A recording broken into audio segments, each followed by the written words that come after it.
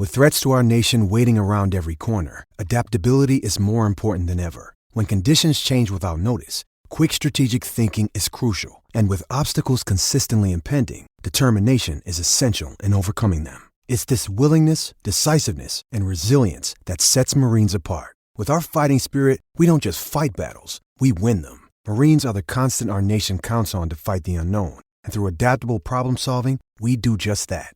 Learn more at marines.com. This episode is brought to you by Hyperice, the leader in advanced warm-up and recovery technology. They have tons of innovative products, like Venom-heated wearables to help soothe sore back muscles, Normatec compression boots to speed up recovery and increase circulation, and Hypervolt massage guns to improve mobility. Loved by athletes like Naomi Osaka and Erling Haaland. Try them yourself. Get 10% off your order with the code MOVE at hyperice.com. This episode is brought to you by Pepsi Wild Cherry. Pepsi Wild Cherry is bursting with delicious cherry flavor and a sweet, crisp taste that gives you more to go wild for. Getting wild may look different these days, but whether it's opting for a solo Friday binge watch or a big night out, everyone can indulge in their wild side with Pepsi Wild Cherry. Also available in Zero Sugar. So grab a Pepsi Wild Cherry and get wild.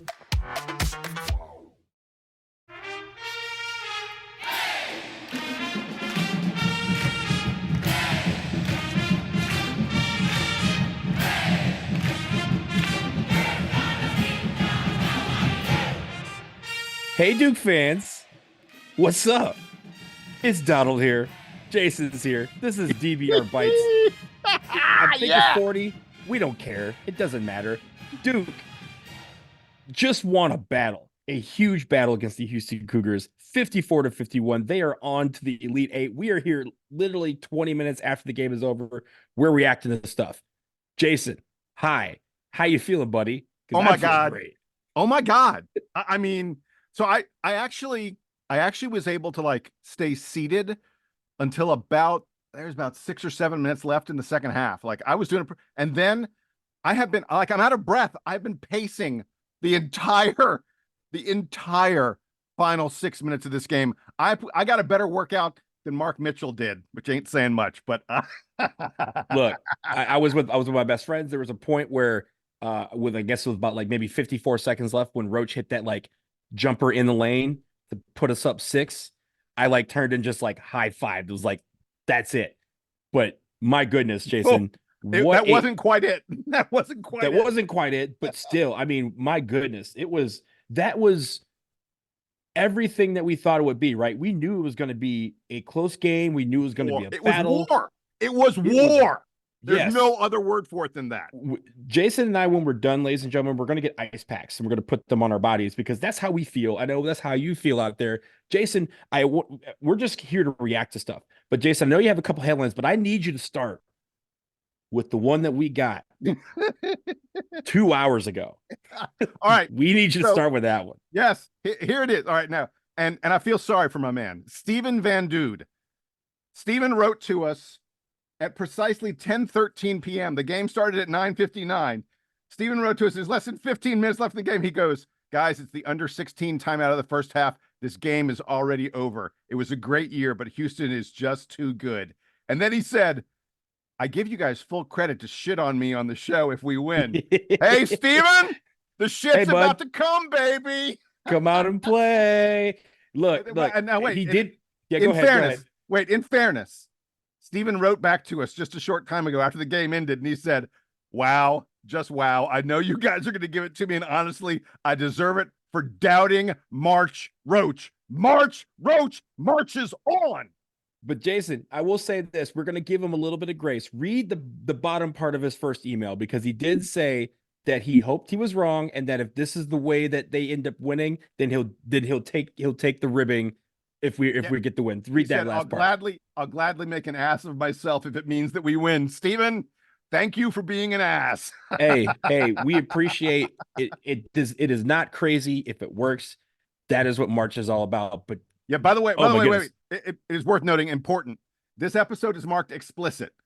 If any of you have small children in the room, get them out, because this will be. We're a little late for the disclaimer, but the disclaimer should be the E next to this title episode, whatever it is that we end up doing this will be in your feeds in the morning. Jason, just take me through your initial emotions. I know we're just going to do this quick. We're going to do this quick. We started out, I felt like we didn't start out slow, but I felt like Houston's motor was on a level that we have not seen from any team that we have faced this year. And somehow it took a little bit, but we gradually were able to match it. And then everything else kind of fell into place. Yeah, I will go ahead and tell you. So I'd heard from someone very close to the team, frankly, from a parent on the team, that we were going to see a lot of Ryan Young and Kyle Filipowski play together in this game. And I think, look, we're not doing the good and the bad. We're gonna have a full recap later on, but I just want to come right out immediately and say that Ryan Young saved Duke's ass. There's no warrior shift. There's no question about that. That Houston was bringing it to Duke, and I think our guys didn't know what to do. We were shell. Look, our guards were clearly shell shocked. And there's no fault in that, right? Like as a fan watching, we were like, wow. Like I've seen Houston play all year, but Houston came out again on a level that they haven't even played this year. Oh, the defense that they were playing was absurd. You couldn't even make a simple pass like to someone on the wing. Like you couldn't do anything against them. But I'm telling you, Ryan Young came in and as they pounded on him, he was like, "Thank you, sir. May I have another? Thank you, sir. May I have another?" And it lifted every single one of the other guys on that team. They recognized the effort they had to put in. This was the toughest I've seen a Duke team play clearly all year. I need to go back in my memory and try and find a Duke team that has played this hard against this physical a team, took punch after punch after punch, and managed to be the last one standing at the end. And I when I was talking about this with my best friends, I told them that this was a heavyweight fight where everyone was throwing haymakers. And it like, again, everyone should feel tired after this game. Fans, the referees, the coaching staff, the players, the band, the cheerleaders, everybody, the ushers that are at the American Airlines Center, everybody should feel like they need an ice pack after the game, because that game was an absolute brawl.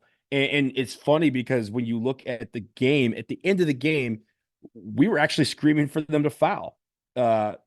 Because here's the thing, we had somehow eight fouls, they had 4. Yeah, I wanted us to foul because there wasn't enough time for Houston to foul us back, so to speak. Foul us back up to 7. Yeah.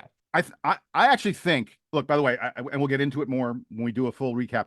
John Shire's game plan was outstanding in this game, and I thought Shire coached the hell out of this game.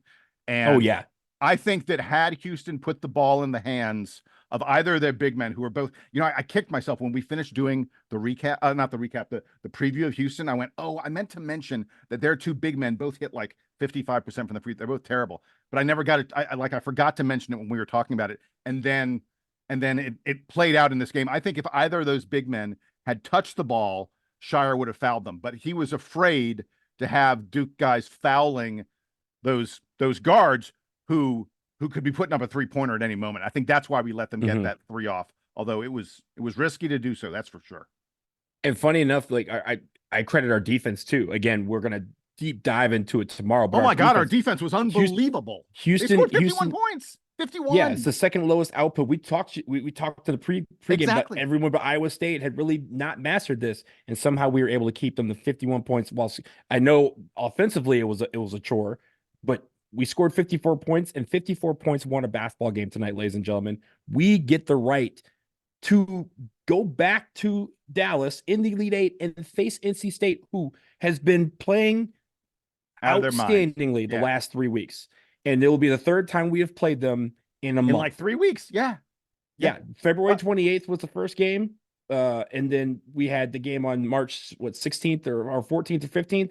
And then tomorrow, as we speak, because we're after midnight, March 31st, the last day of March, we could be playing for a spot in the Final Four with NC State. I'm just absolutely perplexed that we're here. Like it's just a world of emotions going on. You said February 28th. Actually, the NC State game was March 4th, March 14th, And Oh, then, yes, excuse me. Yep. and then we will play them again on March 31st. 3 times in 1 month we will play NC State.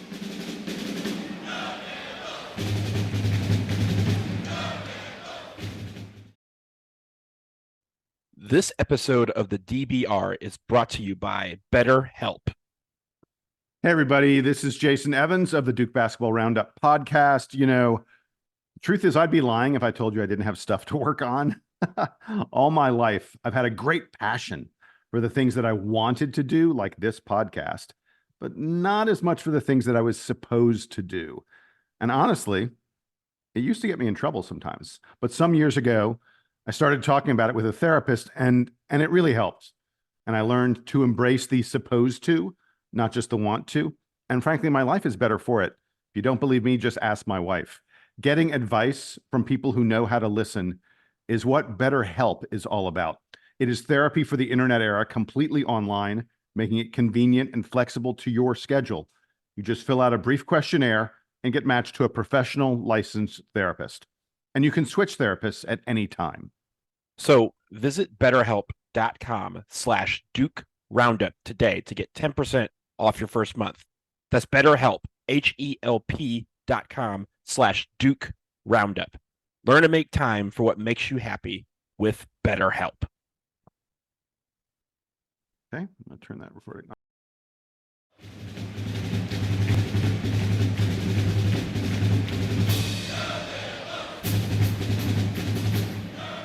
Hey, I want to bring up one thing really quick.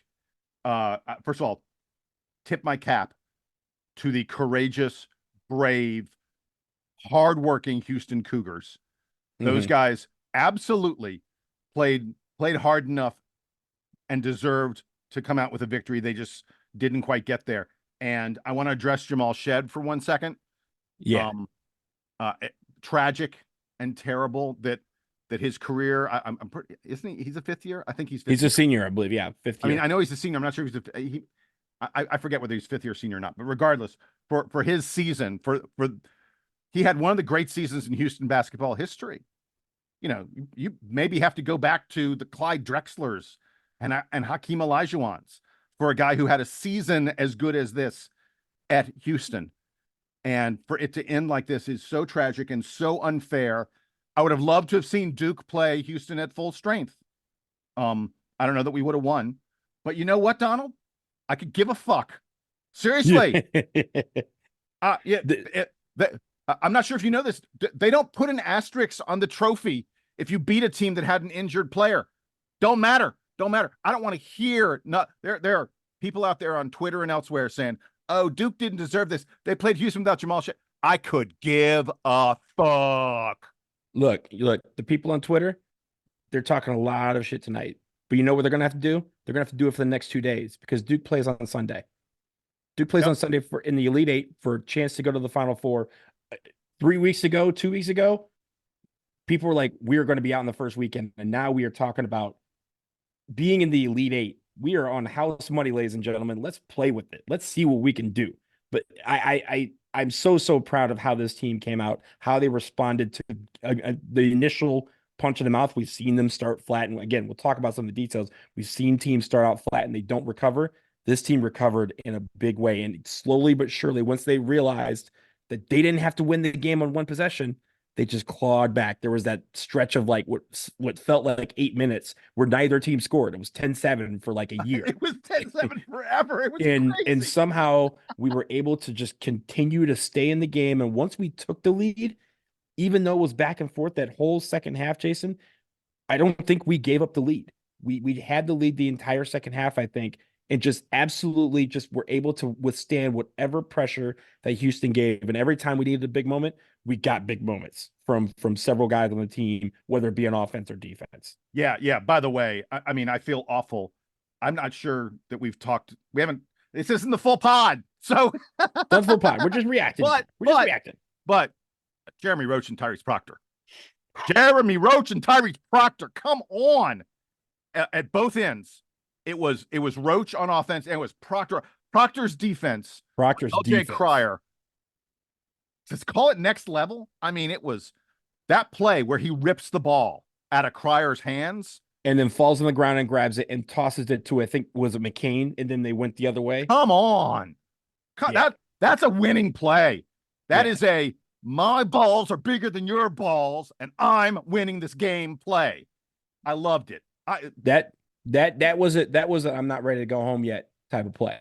These guys play like they're not ready to go home. And I know it may have been slow.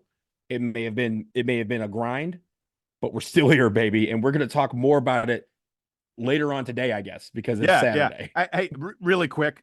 The inbox is blowing up. I don't have time to go through all of them, but I found a couple good headlines so far. Again, if I get some of them out here, then we won't have to do them all tomorrow. Paul Downing gave us Sugar J Roach, like Sugar Ray Leonard, Sugar J Roach. That's perfect. He then said, Captain KO's Houston to deliver Duke to Elite Eight. I love that one, Paul. And then Courtney Kruger, who always gives us the rhymes. Courtney comes with the rhyme here. It's not a full limerick this time, but Courtney just gave us a great one-liner. She goes, Duke finally secured its fate when the clock showed 0.8. Yes, that was true, Courtney. Thank you so much. I loved it. Hey, we are going to be back at some point today. We're going to do a full recap of this Houston victory. We obviously have another game to prepare for as we get ready for the NC State game and the Elite I will say this: we don't Sunday. need to do a full preview of NC State. If you don't know, we've seen them enough. I will say, as we speak, Jason, I don't know that they have released the time, but it will be at either 2:20 p.m. Eastern time or 5 p.m. Eastern time. My bet is it's going to be 5. We're going to get the 5 o'clock. I mean, first of all, the game's being played in Dallas. That's more West Coasty. So, well, it's Detroit or Dallas. So it's either neither here nor there. I don't know nothing. But stay tuned to TBS, the CBS, and all the other S's on channels. But for now, we're gonna go put ice packs on our bed. We're gonna go to sleep. We're gonna think about everything, and we're gonna come back. We're gonna give you a full recap and a partial preview of the next game. Ladies and gentlemen, we're in the Elite Eight. This is so much fun. I'm Donald. He's Jason. This was DBR Bites episode Elite Eight. Doesn't matter. We going out. We up. Duke Band, take us home. Beat State.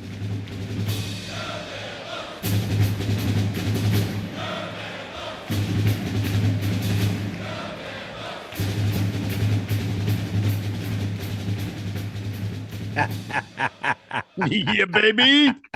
Let's go. Let's go. A friend of mine texted me, goes, I'm not going to fall asleep till 2 a.m. And I'm like, what's sleep? It's weekend. Weekend. We ain't got time for that. Oh my God. We got a game in under 48 hours. Let's go. Exactly, baby. Exactly. What DBR Bites is this? I have no idea. 40? 40, yeah. Okay. And wait, what was the final score? I blacked out. 54-51. Are you kidding me? Nope. My goodness.